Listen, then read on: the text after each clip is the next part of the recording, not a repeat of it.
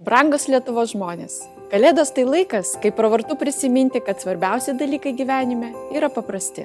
Šeima, artimi žmonės, draugai, nuoširdumas, atjauta, pagalba kitam ir drąsa paprašyti pagalbos savo.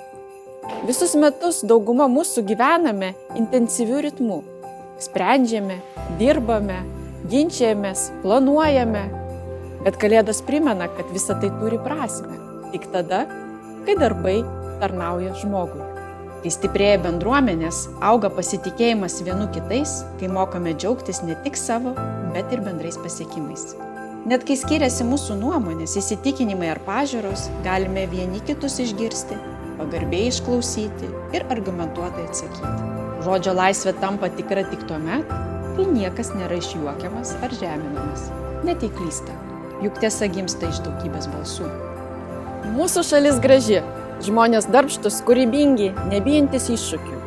Ir kiekvienas iš mūsų prie šios šalies gerovės prisidedame savo kasdienių darbų, rūpesčių, dėmesiu ir pagalba šalia esančiam.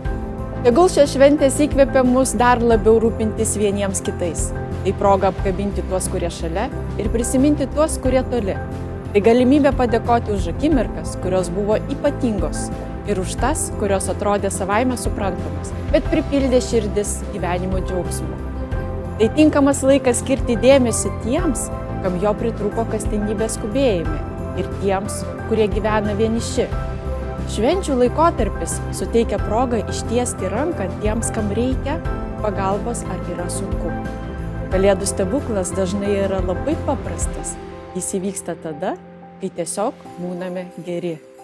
Tegul šventinis laikas būna pilnas ramybės, tai atneša ateinantis metai daugiau tikėjimo, daugiau drąsos ir daugiau vienybės. Nes tik kartu galime kurti stiprią, teisingą, atjaučiančią Lietuvą. Jaukių švenčių!